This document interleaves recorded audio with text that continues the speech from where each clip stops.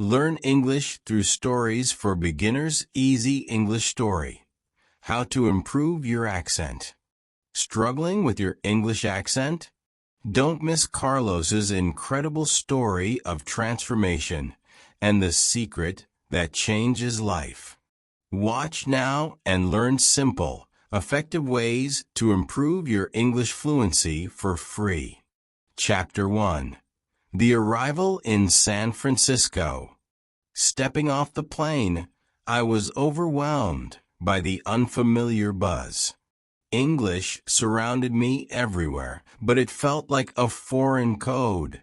Every sign, every announcement, it was all too fast to understand. My heart pounded as I realized this was my new reality. I had arrived in San Francisco, a place where English was not just a language, but a lifeline. The first challenge was ordering a coffee at the airport. I approached the counter nervously, rehearsing phrases in my head. "One coffee, please," I said, my accent thick and awkward. The barista smiled, but her reply was rapid and unintelligible. I froze, nodding and pretending to understand as she repeated herself. Moments like this became common, and I quickly realized my survival depended on learning. At my cousin's small apartment, I unpacked my dreams and my fears. My cousin Maria was my first teacher and biggest supporter. "Start small," she said, handing me flashcards with everyday phrases. "Learn greetings, numbers, and directions first. Practice them every day." I spent hours with those cards, repeating words aloud until they felt natural.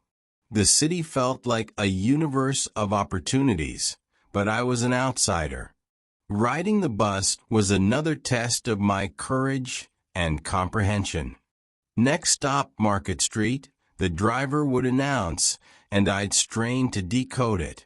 Maps were my savior, and I learned to ask for help using simple phrases. "Excuse me, where is?" became my go-to question, paired with a hopeful smile. In the evenings, I'd sit by the window, listening to the city hum. I'd open YouTube and search for beginner English lessons, my notebook ready. Free resources became my lifeline, and I discovered the power of repetition. Listen, repeat, write, I reminded myself, following every lesson with discipline.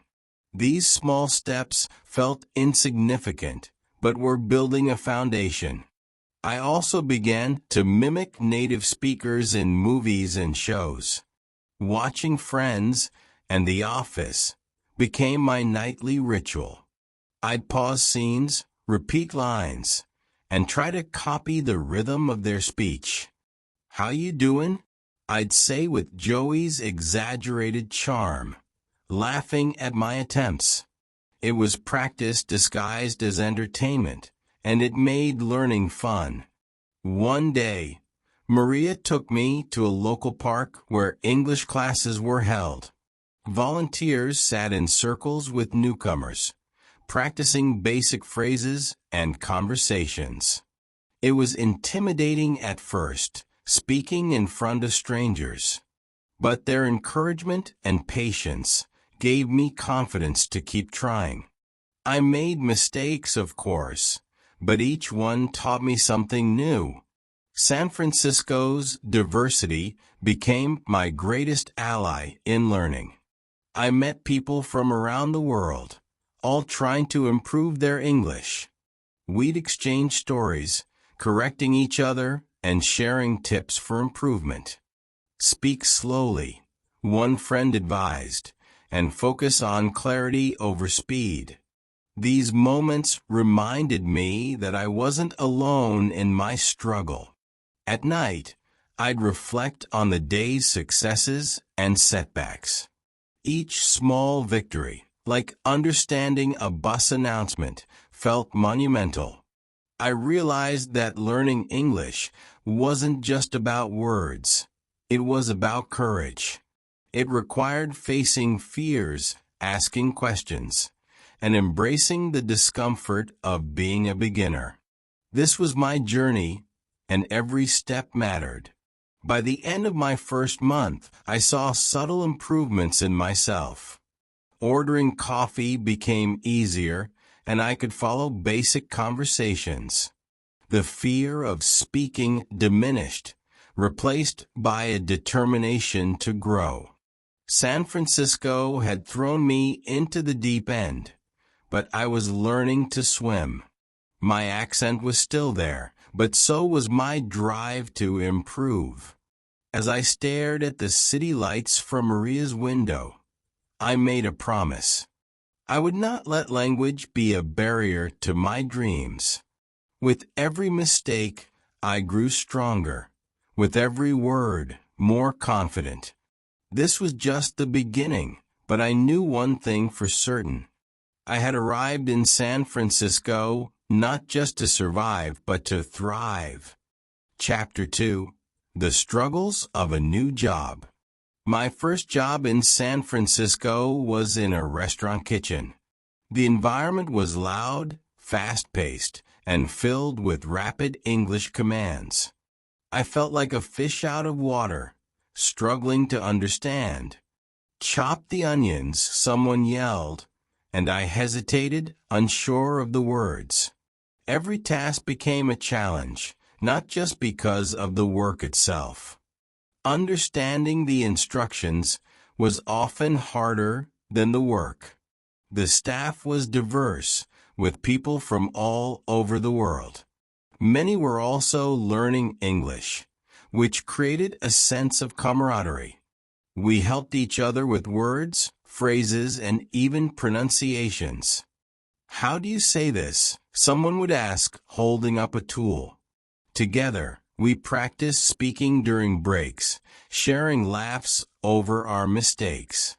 The kitchen was a noisy classroom where I learned new vocabulary daily. Words like spatula, whisk, and preheat became part of my routine. Listening carefully to the head chef was crucial to completing my tasks. I developed a habit of repeating his instructions quietly to myself. "Chop the onions. Preheat the oven. Mix the batter," I'd whisper. This helped me internalize the phrases and improve my comprehension. During shifts, I often felt overwhelmed by the speed of conversations. My coworkers spoke quickly, their words blending into an incomprehensible blur. I relied on context, gestures, and the occasional kind translation to keep up. They said to clean the counter. A coworker would explain patiently. I learned to pay attention to tone and body language to understand better. Breaks became my sanctuary and an opportunity to improve my English. I'd take out my notebook, scribbling down phrases I'd heard during work. "What does sauté mean?" I'd ask, writing down the answer for later review. I started keeping flashcards in my pocket, studying them whenever I had a spare moment. Slowly, I built a mental dictionary of kitchen-related terms. One of my biggest challenges was communicating with customers at the counter. Sometimes, the chef needed help delivering orders, and I had to step in. "Order number 5 is ready," I'd say nervously, struggling to sound confident. Customers would smile kindly, offering simple replies like "thank you" or "looks great." These brief interactions helped me practice speaking under pressure. Mistakes were inevitable, and I made plenty of them in my early days. Once, I misheard parsley as pasta and brought the wrong ingredient. The chef corrected me with a laugh, and I blushed, vowing to improve. Each mistake was a lesson, teaching me to listen more carefully and confirm when uncertain. "Did you mean parsley?" became a phrase I used often. I began practicing English outside of work to improve faster. After long shifts, I'd go home and watch cooking shows on YouTube. Gordon Ramsay and Jamie Oliver became my virtual tutors, teaching me both recipes and phrases. I'd pause, repeat their words, and mimic their accents, trying to sound natural. It was exhausting but rewarding, and I noticed gradual improvement. My coworkers were a valuable resource for learning conversational English. During quiet moments, we'd share stories about our countries, cultures, and challenges. "How do you say this?" I'd ask, pointing to an unfamiliar ingredient. They'd teach me, often laughing at my attempts to pronounce tricky words. These interactions made the kitchen feel less intimidating and more like a community. The turning point came when the head chef complimented my progress. "Your English is improving," he said one day, and I couldn't hide my smile. It was a small remark, but it filled me with pride and motivation. I started volunteering for tasks that required more communication, like taking phone orders. The fear of speaking was fading, replaced by growing confidence. By the end of my first 3 months, I could navigate most conversations at work. I still stumbled on complex sentences, but my coworkers were patient and supportive. The struggles of those early days felt distant as I found my rhythm. I realized that every shift, mistake, and effort was shaping my skills. My job wasn't just work, it was my classroom, and I was determined to succeed. As I left the restaurant each night, I felt a mix of exhaustion and accomplishment. The kitchen had taught me more than cooking. It had taught me resilience. I knew this was just one step in my journey, but it was an important one. The struggles of my new job were tough, but they made me stronger. And with every word I learned, I moved closer to achieving my dream. Chapter 3. Late Night Study Sessions. After long shifts at the restaurant, my day was far from over. The nights became my sanctuary for learning, my time to focus. With the world quiet around me, I could concentrate fully. I sat at a small desk in my cousin's apartment. A notebook, a dictionary, and my phone were my only tools. Every evening was a battle between exhaustion and determination. YouTube became my first teacher, offering free and endless resources. I searched for beginner English lessons, eager to find something simple. Channels with clear voices and subtitles became my favorites quickly. "Repeat after me," the instructor said, and I followed, mimicking every word. The repetition felt tedious, but I knew it was helping me improve. Flashcards became my constant companion during these late-night sessions. I created cards for new words, writing the definition on the back. Words like schedule, recipe, and improve filled my growing collection. I'd shuffle through them, testing myself on their meanings and pronunciation. Reviewing the cards daily ensured that I didn't forget new vocabulary. I also discovered the power of journaling in English to improve. Each night, I wrote a few sentences about my day's events. Today, I learned how to sauté onions. I'd scribble in my notebook. At first, my sentences were short and full of errors. But over time, they became longer and more grammatically correct. Writing helped me internalize the words I was learning. Podcasts were another tool I used to immerse myself in English. I listened to beginner-friendly episodes while lying in bed. The host spoke slowly, explaining words and phrases along the way. Practice makes perfect, they often said, encouraging me to keep going. These nightly listening sessions sharpened my comprehension skills gradually but effectively. One breakthrough came when I discovered shadowing as a learning technique. I'd play a video or podcast and repeat what the speaker said. Matching their rhythm, tone, and accent felt challenging but rewarding. Welcome to today's lesson, I'd say, mimicking the instructor's cheerful voice. This practice not only improved my pronunciation, but also my confidence. Music became another unexpected ally during my late-night study sessions. I created playlists of English songs with simple, clear lyrics. Singing along helped me practice pronunciation in a fun, relaxing way. Songs like Let It Be and Imagine became my favorites for learning. Repeating the lyrics taught me new words and phrases naturally. My cousin Maria often joined me, sharing her own study tips.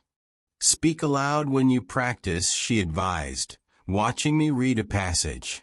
Following her advice, I began reading stories out loud to improve fluency. Hearing my own voice in English helped me notice and correct mistakes. It also made the language feel more familiar and less intimidating. There were nights when frustration threatened to overwhelm me completely. Sometimes I couldn't remember words I'd learned just the day before.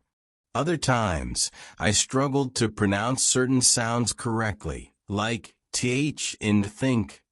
But I reminded myself that progress takes time, and every small effort mattered. One step at a time, I'd whisper to myself, pushing forward. To track my progress, I started recording myself speaking in English.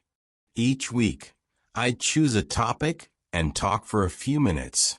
Listening to the recordings was painful at first, as my mistakes were obvious.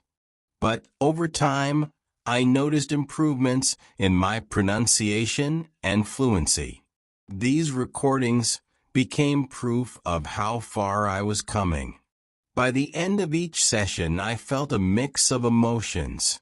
There was satisfaction in knowing I was improving little by little. But there was also a hunger for more, a drive to keep going.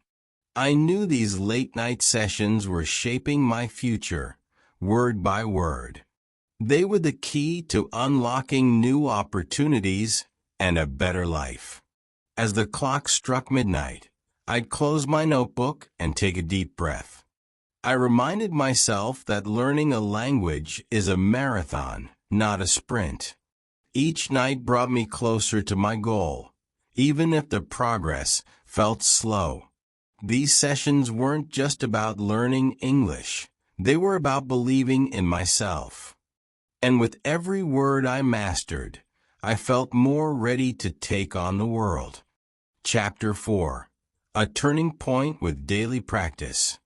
Every day, I committed to practicing English no matter what. This consistency became the foundation for my growth and confidence. I realized that learning wasn't just about big leaps. Small, daily steps were the key to meaningful progress. Each day, I challenged myself to learn 5 new words. I practiced them in sentences, making the learning process more practical. My mornings started with listening to English podcasts during breakfast. These short, engaging episodes introduced new words and phrases effortlessly. I focused on topics like daily conversations and simple storytelling. Repeat after me, the hosts often said, and I followed their instructions. The repetition and rhythm of their speech helped improve my accent. At work, I applied what I learned in real-life conversations. I greeted coworkers with confidence, using phrases I had practiced. "Good morning, how's it going?" became part of my daily routine. These small interactions built my confidence to speak naturally. I also asked questions like, "What does this mean?" to learn from them. On my breaks, I used a free language app to practice speaking exercises. Apps like HelloTalk connected me with native English speakers online. They corrected my sentences and suggested better ways to say things. I repeated these phrases during quiet moments at work. Gradually, these interactions made me sound more fluent and natural. Evenings became my time for structured English study and reflection. I created a schedule that included listening, reading, and speaking practice. For 30 minutes, I'd shadow native speakers from videos or audiobooks. Shadowing helped me mimic the rhythm and tone of natural English speakers. It also improved my ability to speak confidently in conversations. Reading simple English stories helped me understand sentence structures better. I chose short stories with clear vocabulary and relatable characters.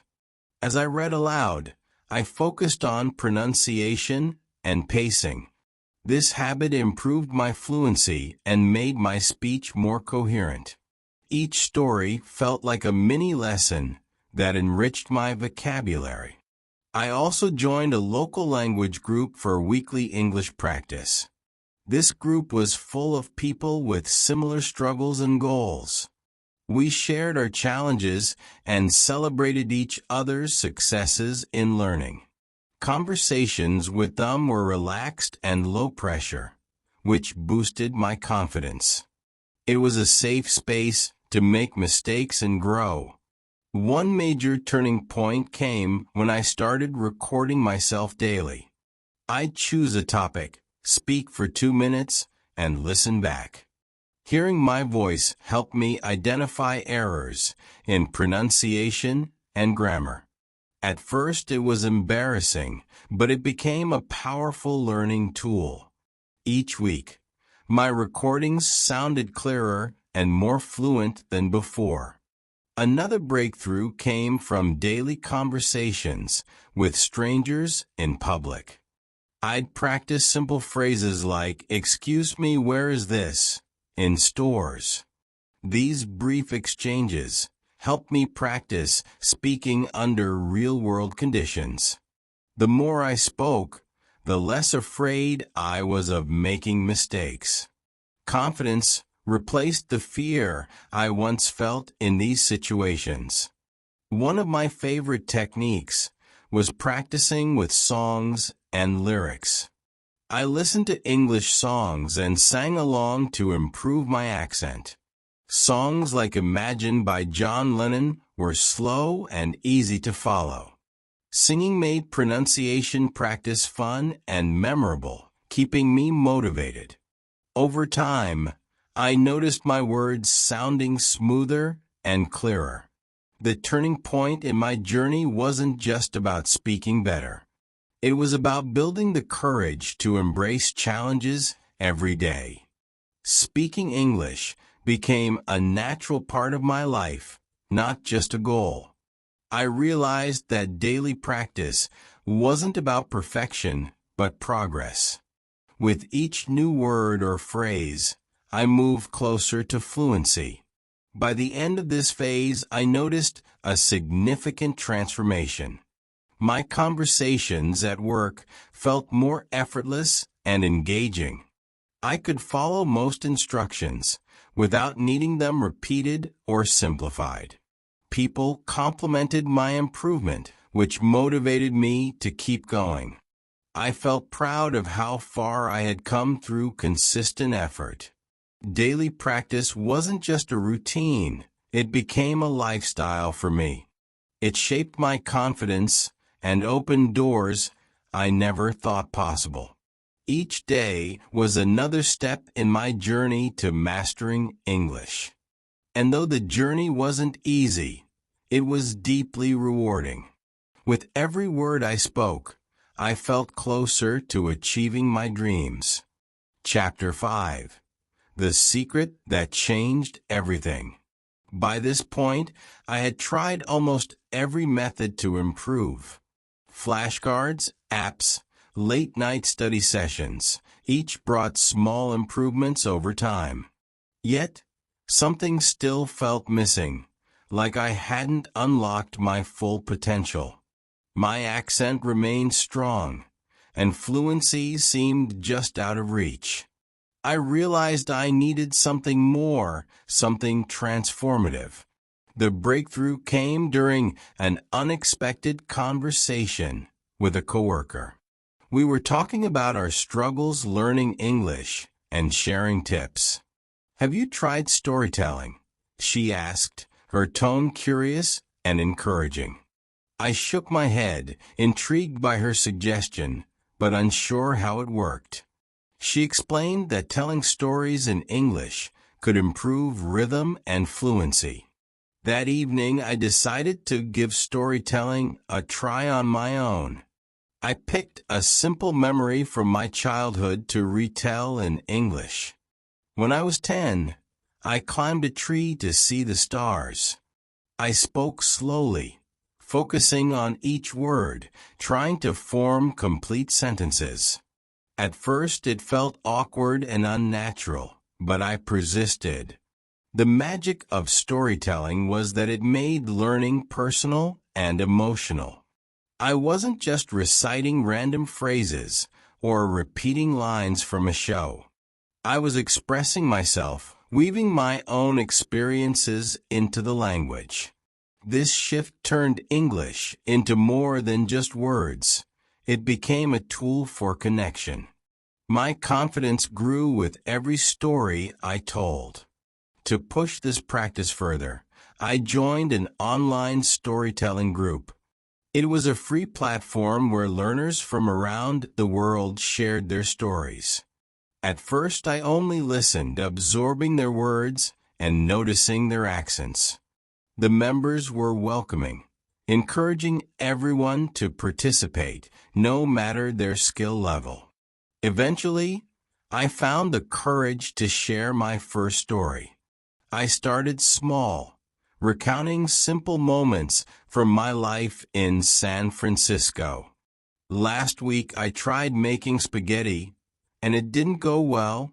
The group laughed kindly, correcting my phrasing when needed, and praising my efforts. These interactions were transformative, teaching me to speak naturally without fear of judgment. Each session felt like a step closer to fluency. Storytelling taught me the importance of rhythm and emotion in language. I began to notice how native speakers used pauses and intonation. It wasn't just about the words. They conveyed meaning through tone and emphasis. I mimicked these patterns, adding more life and personality to my stories. Over time, my accent softened, and my speech became smoother. One day, I shared a particularly heartfelt story about my family.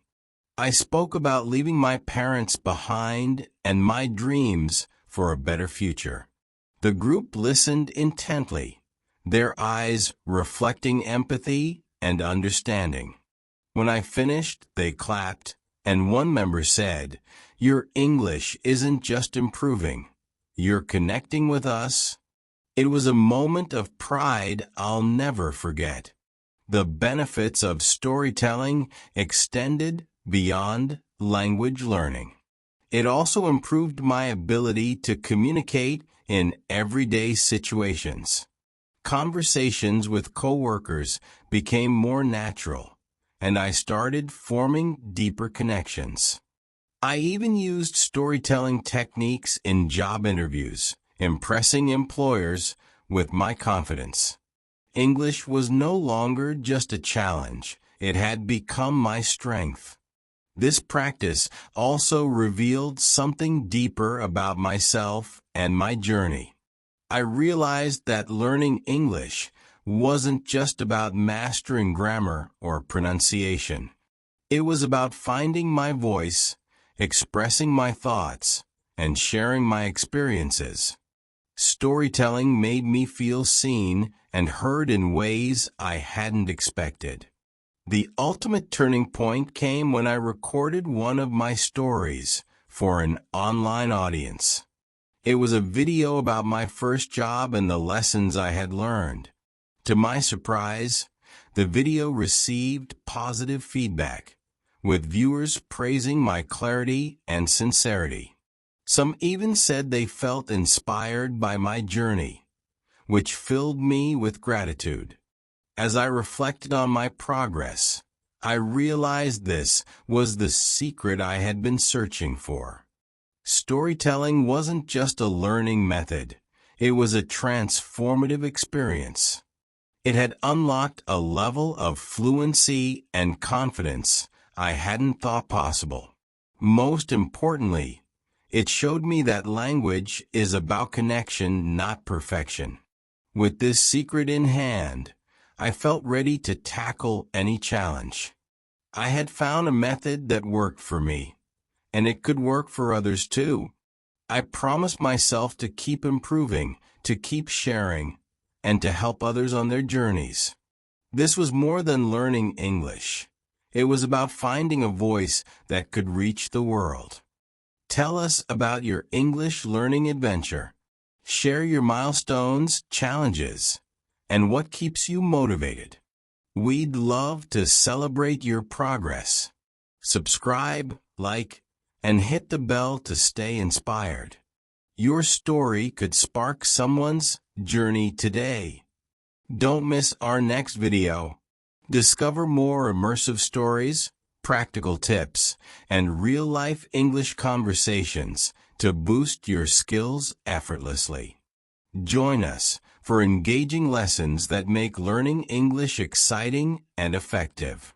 See you soon on your journey to fluency.